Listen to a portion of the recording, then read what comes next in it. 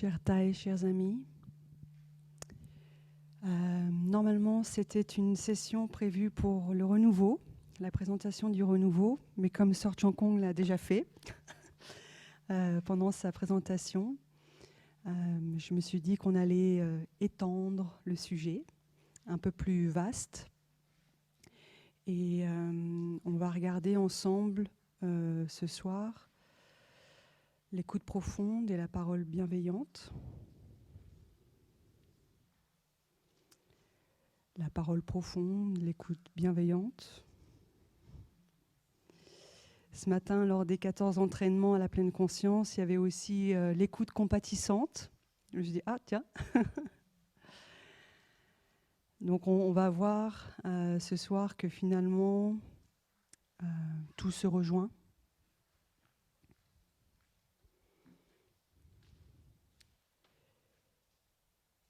Tout se rejoint ici, dans le cœur et dans la présence.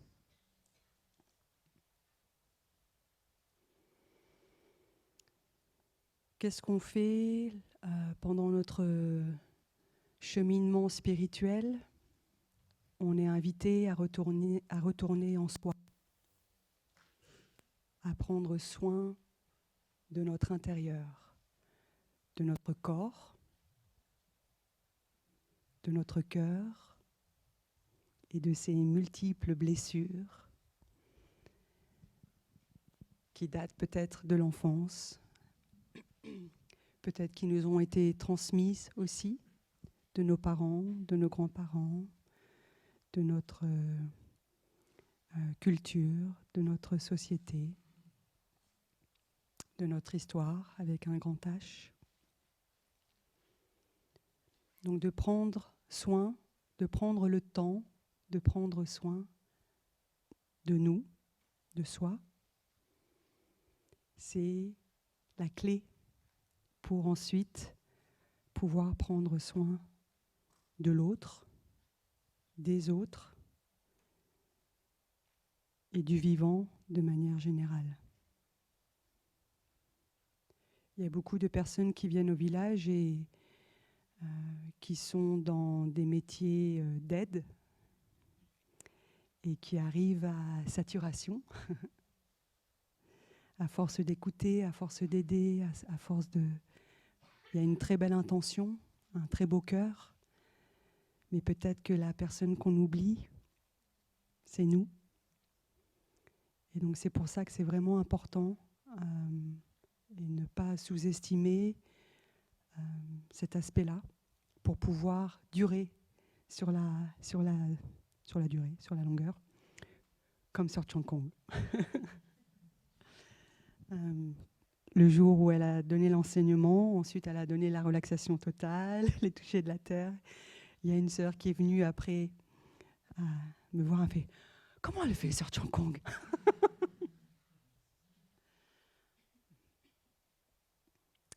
Cette vitalité, ça vient du cœur. Évidemment du corps aussi, de la santé, mais principalement du cœur. Donc de prendre soin du cœur. Alors l'écoute et la parole, on va peut-être... je vais jongler entre l'écoute et la parole. Je ne sais pas trop ce que je vais... J'ai écrit des trucs, mais souvent j'écris des trucs et puis je dis autre chose.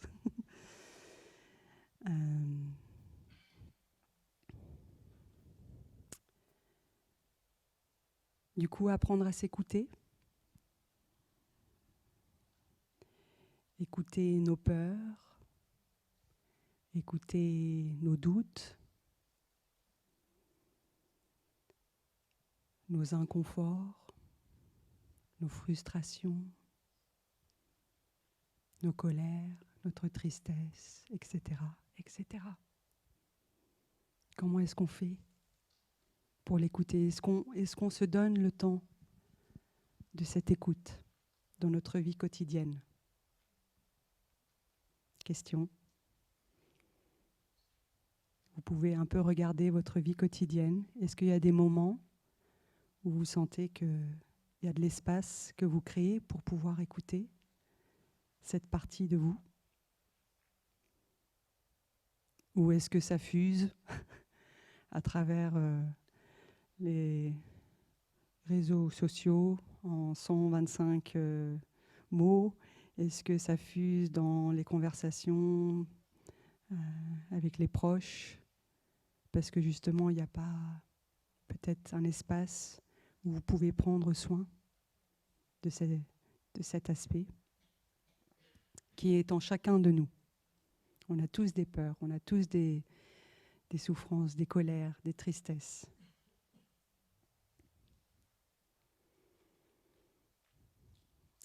Et en parallèle, est-ce que on s'autorise à laisser exprimer notre côté joyeux,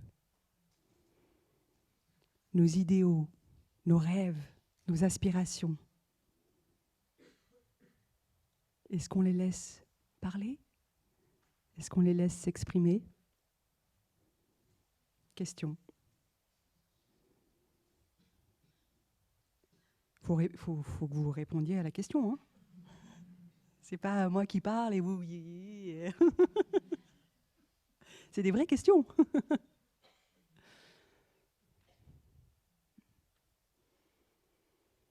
Et donc de mettre en place dans notre vie quotidienne des moments où on prend soin de ce que je viens d'énumérer.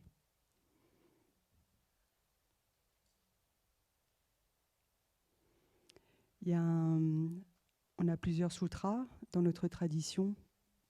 Un sutra sur celui qui connaît l'art de vivre seul.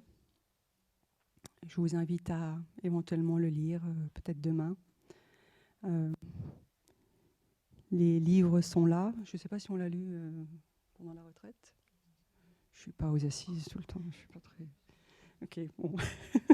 Je ne sais pas si on va le lire pendant la retraite. Vous pouvez le trouver aussi sur le site. Et pourquoi je mentionne ce sutra? Parce que souvent, la difficulté, c'est on va se dire, créer un espace, un moment où on va écouter nos peurs, nos colères, et voilà, ces aspects-là.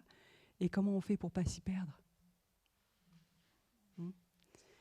Et donc, dans ce sutra, tout est dit. Voilà. Je vous invite à lire le sutra. C'est justement cette dimension de rester dans le moment présent, ancré dans le moment présent. Et qu'est-ce que ça veut dire que d'être dans le moment présent, ancré dans le moment présent?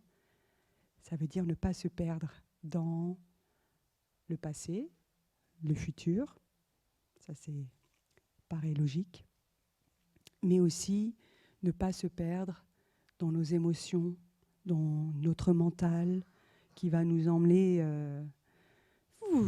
loin et avec des scénarios catastrophes, avec plein de trucs qui se passent dans notre mental. Et c'est pour ça que dans notre tradition, on revient toujours à la respiration, au corps. Parce que le corps, c'est quelque chose de tangible.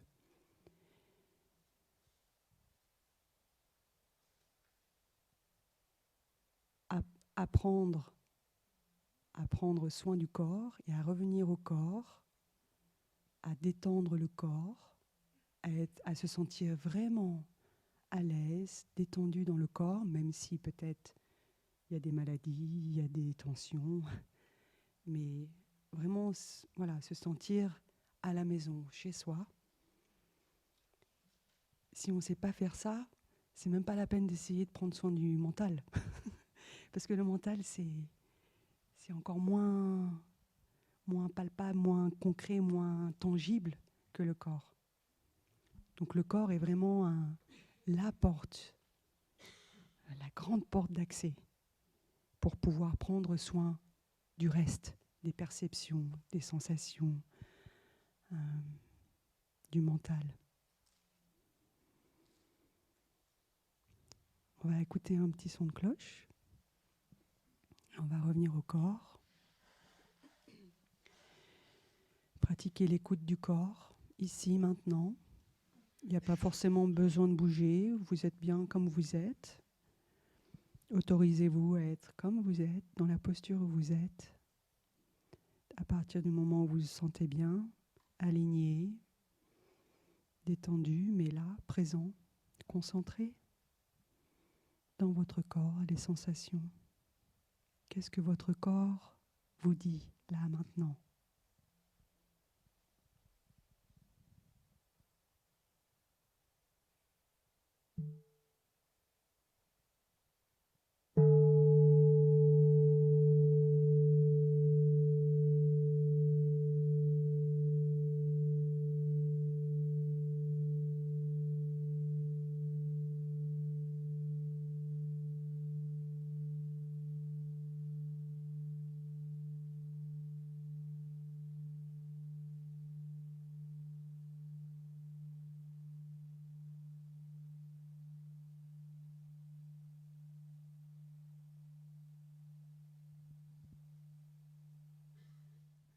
Je pense que pour beaucoup d'entre nous, une fois qu'on est embarqué dans ce chemin, sur ce chemin de pratique, de pleine conscience, avec l'aide des amis, des frères et des sœurs dans la Sangha, il y a des choses qui bougent et qui changent en nous et aussi dans notre vie quotidienne. C'est encore plus évident pour les personnes qui reçoivent la transmission des 5 entraînements et des 14, comme ce matin. Mais même sans ça, logiquement, il y a des petites choses qui bougent.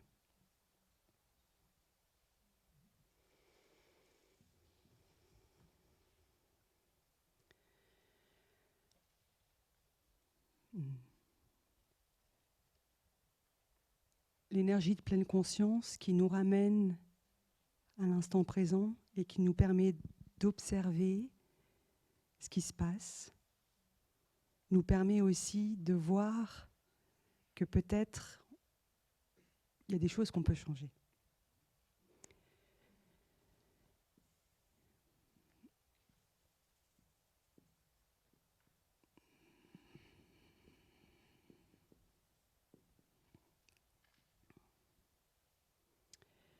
En lien avec les 4 nobles vérités.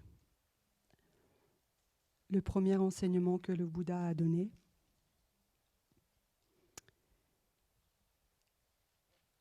qui sont l'existence de la souffrance. La souffrance fait partie de la vie. Et si on cherche à l'éviter ou à la fuir, vous êtes sûr que vous pouvez l'attendre au tournant, elle sera là. Donc ça ne sert à rien d'essayer de la fuir ou de l'éviter. Quoique de l'éviter, si quand même. De la fuir, peut-être pas, mais de l'éviter, oui. Et justement,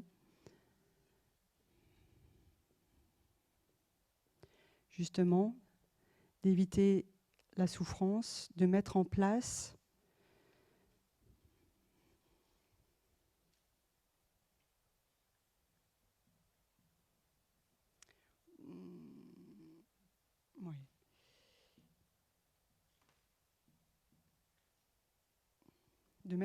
des choses qui vont causer, qui vont être une impulsion pour notre bonheur.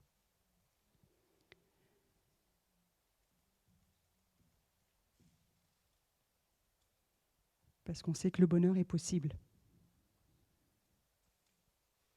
De même que la paix et la guerre, de même que la droite et la gauche, la boue et le lotus. Dès qu'on parle de souffrance, derrière, devant, à côté, il y a le bonheur. Dès qu'on parle de la guerre, on a tout de suite en tête la paix. Et vice-versa. L'un ne va pas sans l'autre. Une réalité. Et la deuxième noble vérité, les causes de la souffrance.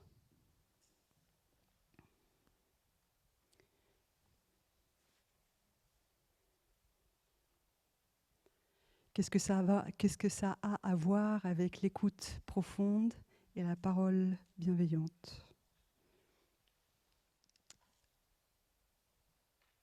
Là, je vais aller vers la parole. Et comme dans les 5 entraînements et les 14 entraînements, on sait que les mots peuvent faire du bien ou peuvent créer de la souffrance.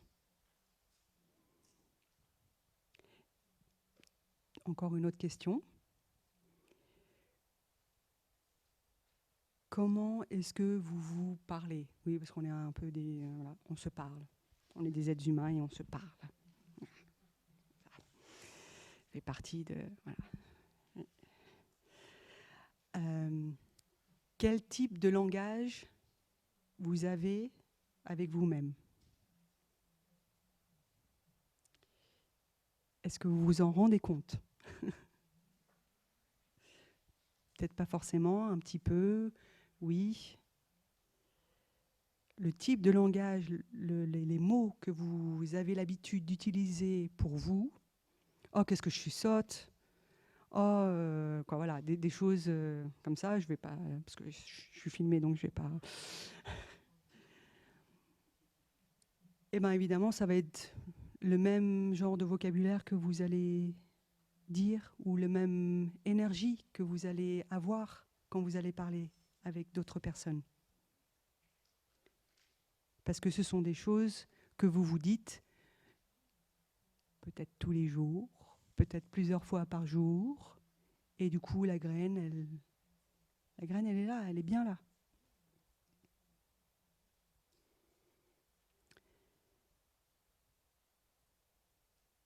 Revenir à l'instant et reconnaître ce qui se passe et reconnaître que là, on vient à nouveau de se dire oh, qu'est-ce que je suis sotte.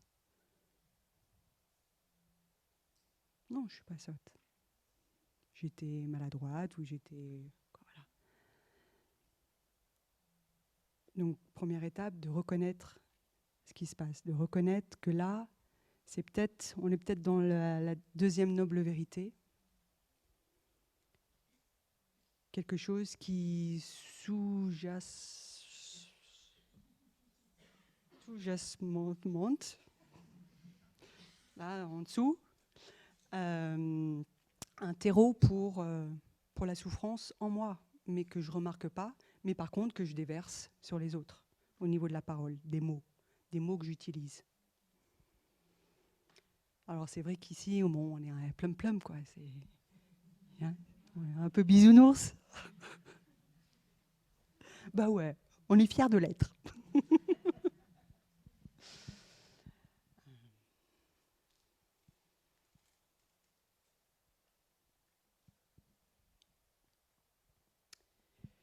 Donc la pleine conscience dans la vie quotidienne.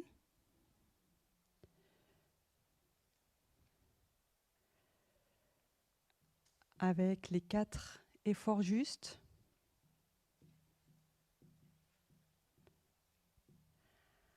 À savoir,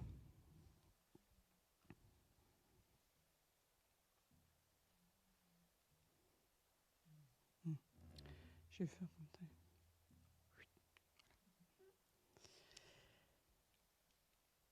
ça, c'est la conscience du mental, donc ce qui est présent. Ça, c'est notre conscience du tréfonds, les graines.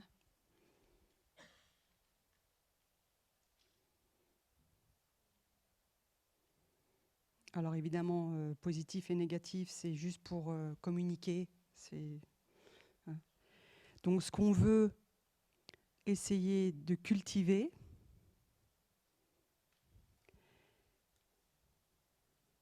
c'est ça. C'est ça.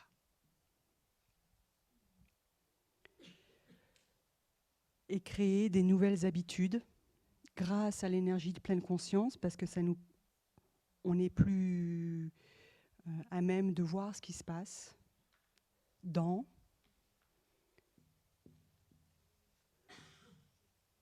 nos pensées, nos paroles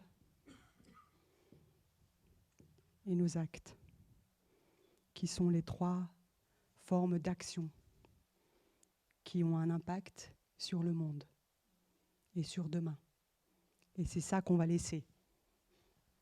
une fois qu'on sera devenu un nuage.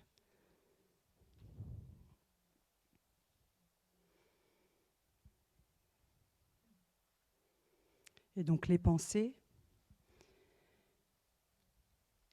encore là, quelles sont les formes de pensée qu'on a envers nous-mêmes? On revient toujours à soi. C'est là où le centre centrifuge et puis hop, ça part. Okay, donc de prendre le temps de prendre soin de soi, c'est le début. Et c'est pas égoïste, voilà. C'est pas amener les autres et là. Non. Ça, c'est une excuse pour pas travailler sur soi. Donc on est là pour faire un travail, une transformation, une guérison intérieure, pour pouvoir se libérer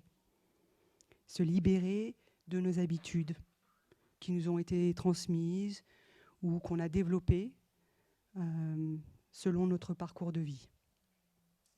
Et donc on peut, avec la pleine conscience, la concentration, regarder, tiens, là c'est ce qui se passe. Et avec la concentration, on n'est pas emporté. On respire, on est présent. Et on arrive à nommer. Ah, tiens, ça c'est une peur. Ah, ça c'est peut-être quelque chose qui nous a été transmis de maman, de papa, de papy, de mamie. Ou tout simplement aussi une ambiance générale de la société. Là en ce moment ça bouge. Hein, pendant le Covid, voilà.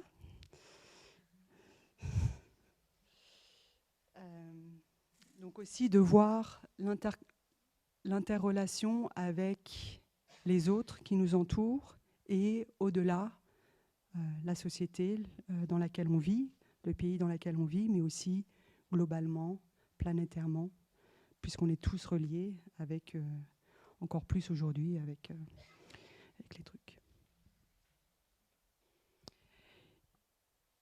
Quelque chose qui est important par rapport à la parole. Alors en anglais, c'est facile à retenir, donc je vais le dire en anglais, mais évidemment après c'est les 4 W. Why, who, when and where. Donc why, pourquoi? Pourquoi parler? Avec qui? Avec qui je parle là? Est-ce que vraiment je connais cette personne? Est-ce que j'arrive à la cerner? Quel est son état du moment? Est-ce qu'elle est en forme? Est-ce qu'elle est plutôt faible? Est-ce que voilà, plein de trucs. Même si on pense connaître la personne, peut-être que la personne est fatiguée et voilà, elle va pas pouvoir recevoir quelque chose qu'on aimerait lui partager. Donc, est-ce que c'est le bon moment? When? Et est-ce que c'est le bon endroit? Okay. Et donc de réfléchir avant de parler. Est-ce que c'est utile ce que je vais dire? Est-ce que ça va soutenir la personne? Ou est-ce que ça va peut-être la blesser? Et tout ça, c'est subtil, évidemment. Peut-être vous pensez avoir la réponse, mais voilà, il suffit que la personne soit mal lunée et c'était pas le bon moment ou la bonne parole. Donc il n'y a pas de vérité ultime à ce que je dis, évidemment. C'est juste vous donner des clés pour prendre soin de la relation. Prendre soin de la relation à soi, prendre soin de la relation à l'autre. On va écouter un son de cloche avant que je continue.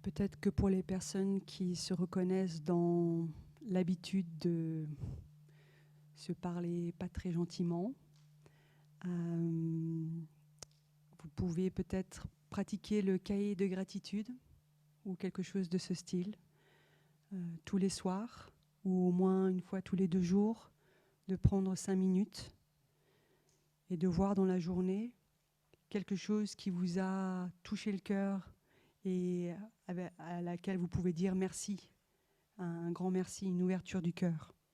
Ça peut être quelque chose qui s'est passé, ça peut être quelque chose que vous avez fait, une rencontre, peu importe. Et cet exercice, c'est pour permettre à la graine de gratitude, en d'autres termes, à cette ouverture du cœur, dans la joie, de grandir et de prendre le dessus sur l'autocritique ou le jugement de soi. Donc de mettre en place, encore une fois, tous les jours, des petites pratiques comme ça qui sont simples pour arroser les graines de joie, arroser les graines de confiance, arroser les graines de gratitude, de légèreté, d'espoir, tout ce dont on a besoin. Vous pouvez faire la liste. OK ? Et là, il faut être créatif. Il faut avoir des moyens habiles. Il faut éteindre sa télé, il faut éteindre la radio, des choses comme ça, parce que ça arrose ça. Ça arrose le désespoir, ça arrose la peur, ça arrose l'angoisse, ça arrose la discrimination, ça arrose toute l'autre partie. Okay ? Donc de voir quelles sont les graines que j'arrose tous les jours, ou qui sont arrosées par mon environnement. Il y a aussi ça. Des fois, on est dans la rue, on ne va pas fermer les yeux, okay ? Mais on est conscient que cette affiche, elle est un peu costaud quand même. Voilà. Et on est conscient que là, ça rentre. Là, ça rentre dans ma conscience. Et dans la présence, peut-être on peut dire OK, non. Voilà. Mais si on n'est pas conscient, tout ça, ça rentre. Toutes ces affiches de films. Ah ouais, en vivant ici, des fois, quand je sors et que waouh, c'est quoi ce truc? C'est de plus en plus. Ouais. Bon.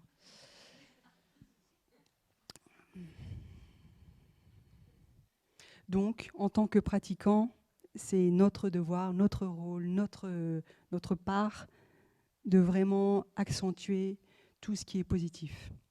Et ça ne veut pas dire renier ou nier ce qui ne va pas, parce que ça, de toute façon, c'est là.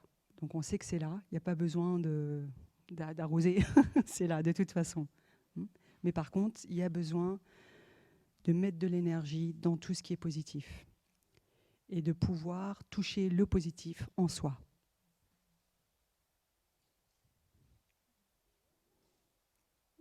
De pouvoir se sentir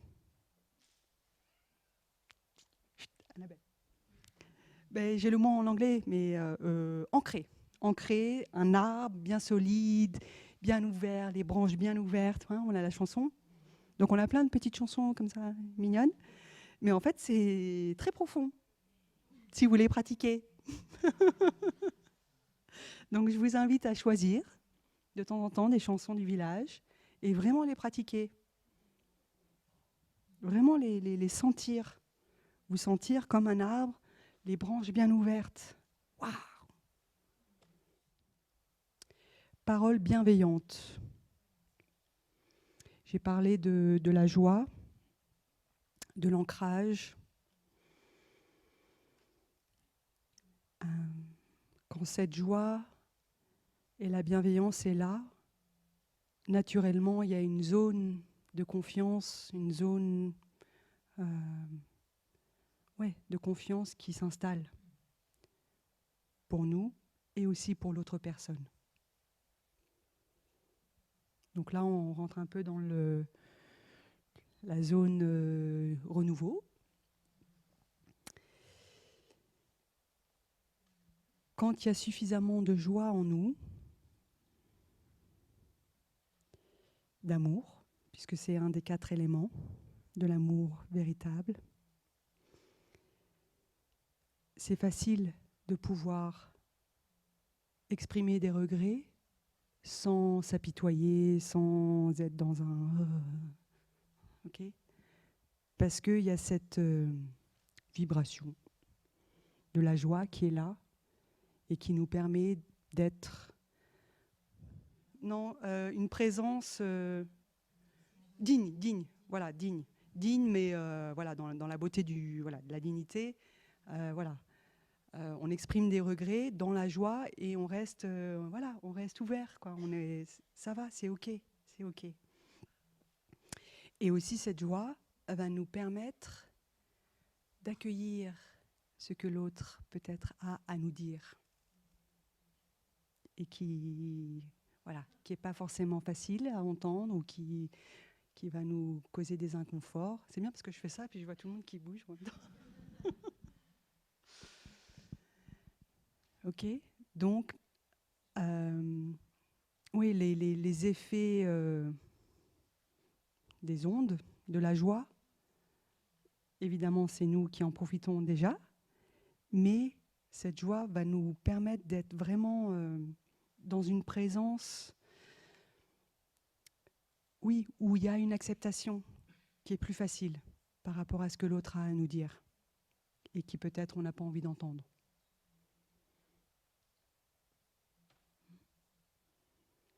Mais si on est dans une autre sorte d'énergie, dans une peur ou dans on s'assoit avec quelqu'un pour éventuellement faire un renouveau,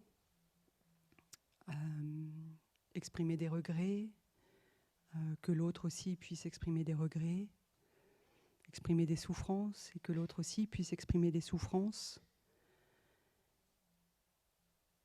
Si on est dans une autre énergie que la joie ou que l'ouverture, bah, c'est un peu plus compliqué, quoi. C'est vraiment, là, j'ai une image des ondes physiques, quoi. J'ai presque envie de dire, quand il y a la joie, ben ça, voilà, ça se met ensemble et ça fait son truc. Ça ne veut pas dire qu'il y aura des fruits et que tout est beau, tout est joli après, mais le processus est fluide. Alors que si on arrive et qu'il y a quelque chose qui n'est pas très aligné en nous, ça risque de bloquer. Ça risque de bloquer. Donc là encore, est-ce que c'est le bon moment de m'asseoir avec lui ou elle? Est-ce qu'on peut faire ça demain plutôt? Et c'est ça qui est beau avec la pratique, c'est qu'on peut s'autoriser à dire non. Et c'est pas un non, un refus, mais c'est un non justement pour prendre soin. Prendre soin de soi parce qu'on sait qu'on n'est pas prêt. Et du coup, de ne pas créer encore plus de souffrance que ce qu'il y a.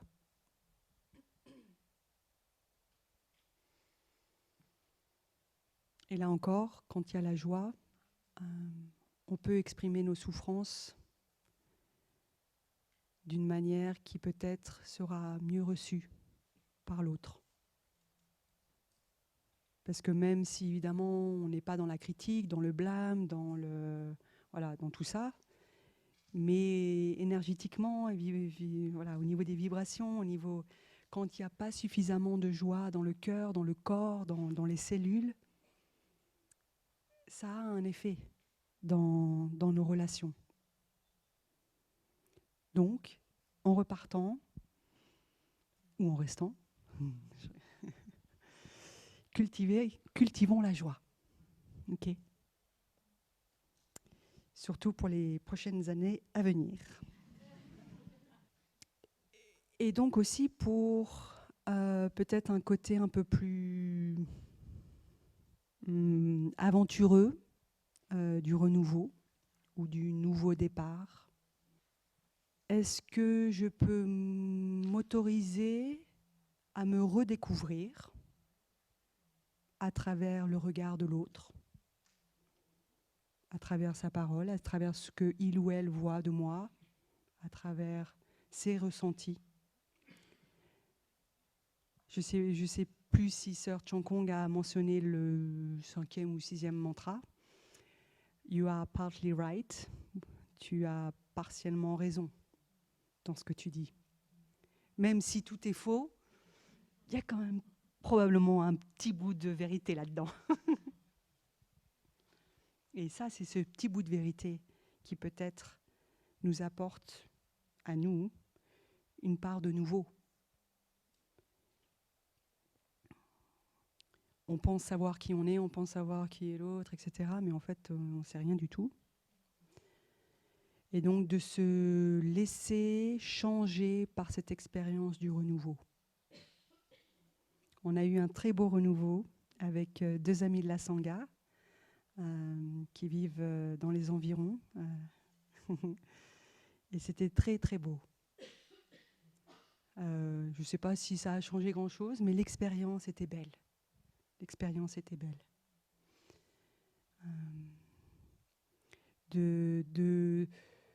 C'est comme si les lignes bougent. Voilà. Nos contours, nos zones de confort, nos habitudes, ce qu'on pense de l'autre, ce qu'on pense de nous, etc. Hop, on arrive dans cette zone de renouveau qu'on s'est mis d'accord. Ok, on va s'asseoir ensemble dans la joie, dans la joie de l'expérience. On ne sait pas trop ce qui va se passer, mais et du coup, on est d'accord toutes les deux ou tous les deux que les lignes bougent, parce que sinon, il y a pas de nouveau. Si tout reste figé, il n'y a pas de nouveau.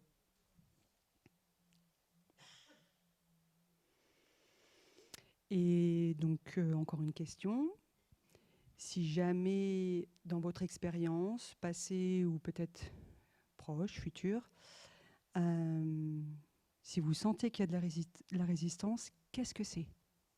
Qu'est-ce qui bloque? Qu'est-ce qui résiste? C'est quoi?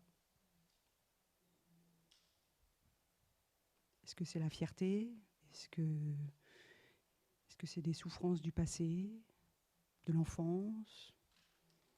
Est-ce que c'est de la fatigue? Je suis fatiguée, j'ai pas l'énergie. C'est possible aussi. Est-ce que j'y crois pas? De toute façon, il ne changera jamais. Juste parce que je pense quand même qu'il y a des personnes toutes nouvelles chez nous, donc je vais juste...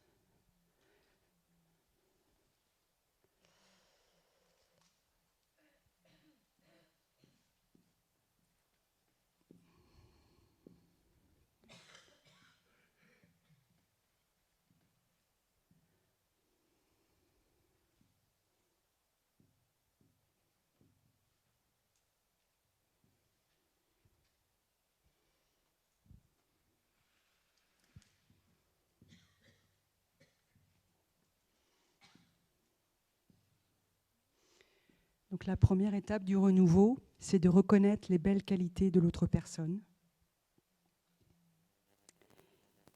Et là encore, je vous invite à commencer avec vous. Donc peut-être dans le cahier de gratitude, peut-être une fois par semaine, de reconnaître 3 belles qualités, minimum. Puis après 4, puis après 5. Et que ça devienne quelque chose de naturel.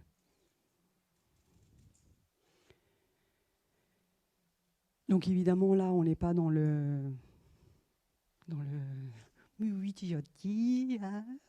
On est dans la sincérité, dans la parole bienveillante, dans la parole vraie, dans la parole sincère, dans la parole qui encourage. Bon, regardez le 4e entraînement. Tout est dit. La 2e étape, c'est d'exprimer des regrets par rapport à ce qu'on a dit, ou ce qu'on n'a pas dit, ce qu'on a fait, ce qu'on n'a pas fait. Et des choses plutôt concrètes. Si c'est quelqu'un avec qui vous vivez ou que vous voyez ou que vous partagez la sangha et qu'il y a l'organisation et voilà, qualité, tu es toujours là à l'heure et tu es toujours là pour aider, voilà, des choses comme ça. Donc pas des qualités, tu as un grand cœur. C'est bien aussi, mais voilà, des choses concrètes. La semaine dernière, tu m'as aidé à descendre les poubelles ou voilà, des choses très basiques. Et pareil pour les regrets. La troisième étape, c'est d'exprimer une souffrance par rapport à la relation, qui souvent vient de la communication, ou peut-être du manque de présence, ou peut-être du trop de présence, ça dépend, peut-être. Et là, j'ai mis refuge parce que on demande de l'aide à l'autre personne. Je sais que je me mets toujours en colère quand et je ne sais pas comment faire, s'il te plaît, aide-moi. On peut essayer de mettre en place quelque chose. Voilà. Donc une prise de refuge en l'autre, de se montrer aussi vulnérable, qu'on n'a pas toutes les réponses.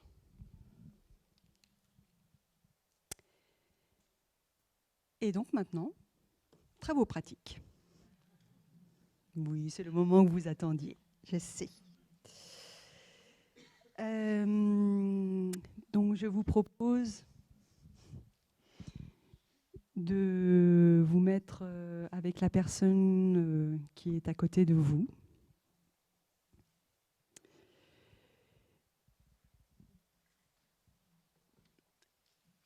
Peut-être on va commencer comme ça et ensuite je vais vous guider dans cette pratique.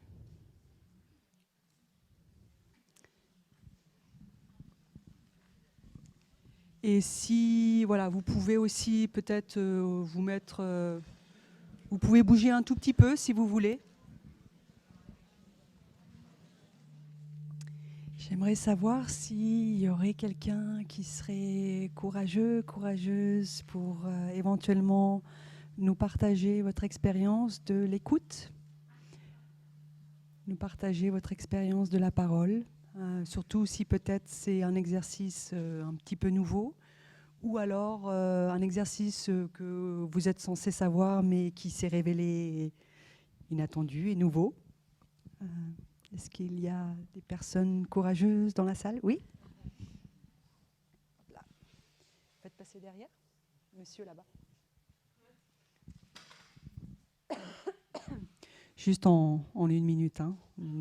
Il faut appuyer longtemps sur le bouton. On m'entend? J'ai levé le bras avant de réfléchir. J'ai parlé de l'écoute.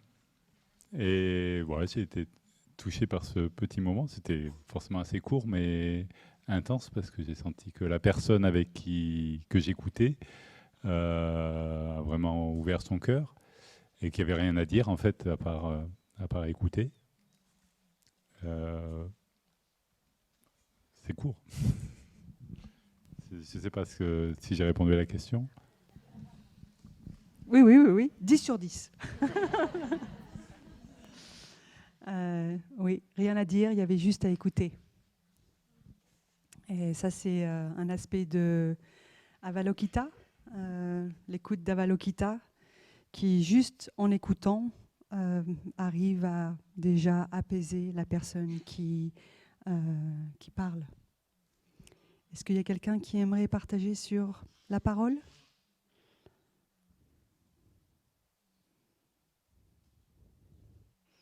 Hein ? Oui.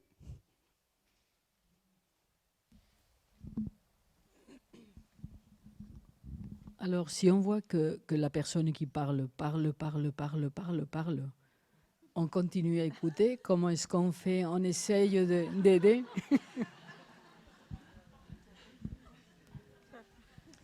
C'est pas question-réponse, là. C'était pas ça, le truc.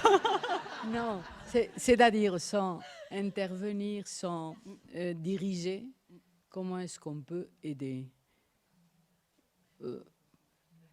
l'écoute profonde. Ok, merci.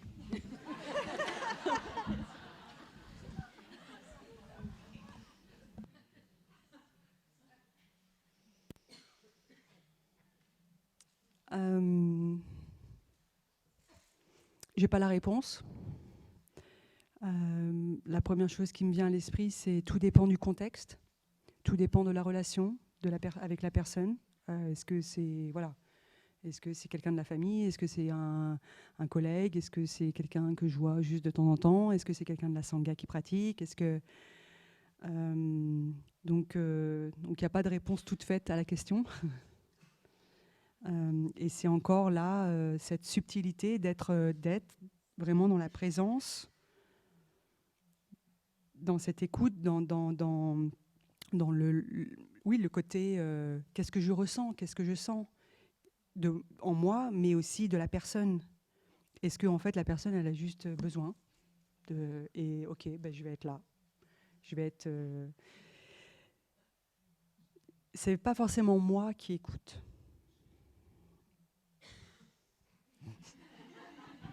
Oui, bah, 21h passées, ok, donc on rentre dans. On peut très bien invoquer Avalokita. Donc si vous sentez que c'est vraiment quelqu'un que vous avez envie d'aider, mais que c'est bon, voilà, que apparemment c'est plutôt voilà, elle a besoin de parler, vous pouvez jouer le rôle d'Avalokita, invoquer Avalokita, et c'est pas moi sur le CNIM qui écoute. J'ancre mes pieds dans la terre, je me centre, je respire et je génère l'amour d'Avalokita. Et c'est Avalokita qui écoute cette personne.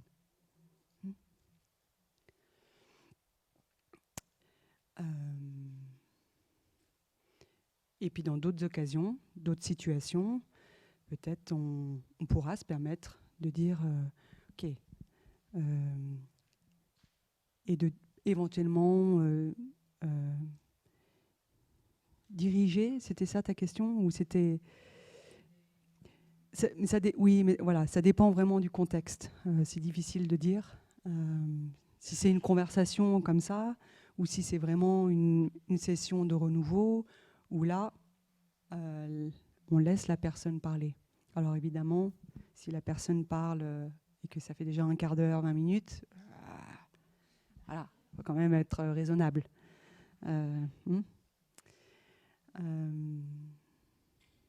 Et là encore, si la joie est là, si l'amour est là, si la bienveillance est là, logiquement, on est censé pouvoir dire bon, ça fait un quart d'heure, ça fait 20 minutes, est-ce qu'on peut avoir une petite pause ou quoi, voilà, pas forcément lui dire stop, mais de lui dire stop d'une manière. Ouais.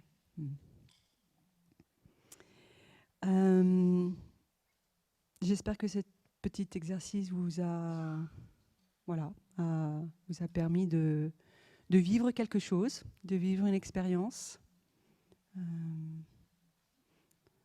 tout cas, c'était beau de vous voir, de vous écouter sans vous entendre. Et donc, je voulais finir juste pour summarize, résumer, merci. J'aime bien faire des petits schémas, comme vous pouvez le voir. D'amener l'énergie de pleine conscience et de pouvoir rester concentré dans le moment, dans les pas, dans la respiration. Et c'est quelque chose qu'on cultive, pour que justement dans les moments difficiles, on puisse y avoir accès. Donc on n'attend pas les moments difficiles pour le faire. De cultiver l'effort juste et de vraiment regarder dans notre vie quelles sont les graines qui sont arrosées par notre environnement, par les conversations, etc. Quelles sont les graines que nous arrosons nous-mêmes, en nous-mêmes, chez les autres aussi.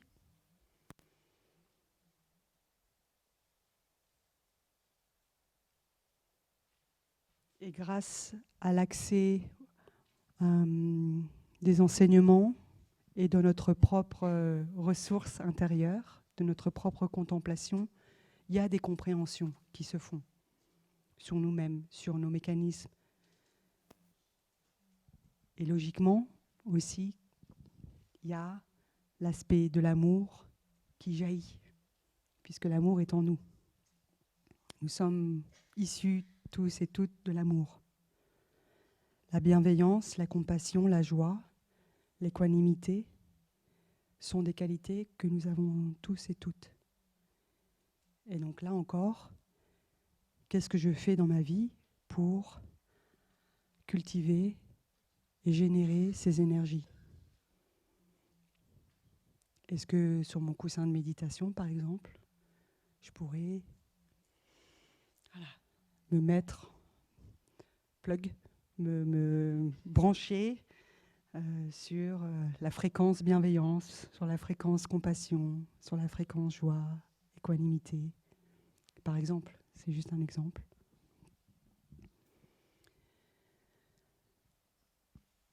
Et ce que je disais au tout début, pour moi, c'est la présence, la qualité de présence qui fait la différence.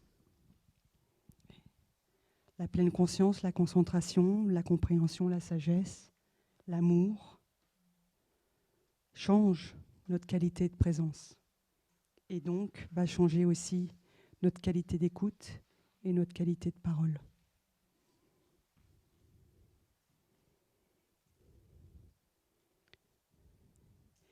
Et on a beau être tous et toutes des vagues différentes, de formes différentes, on est tous de l'eau, comme Thaï le dit souvent. On est tous de la même nature. Et c'est pour ça qu'on peut se rencontrer. C'est pour ça qu'on peut se comprendre. C'est pour ça qu'on peut communiquer. C'est pour ça qu'on peut se rencontrer. Il y avait aussi l'aspect du lâcher-prise, qui est aussi important dans le renouveau ou dans la relation à l'autre, la relation à soi. Lâcher hier. Je ne parle pas du passé, je parle d'hier. Lâcher hier, ce qui s'est passé hier, comment j'étais hier, pour vraiment accueillir comment je suis là maintenant, comment est l'autre maintenant. C'est plus la même personne, nous non plus. Là encore, les lignes bougent. Je vais vous laisser avec ça. Merci, bonne nuit. On va écouter 3 sons de cloche.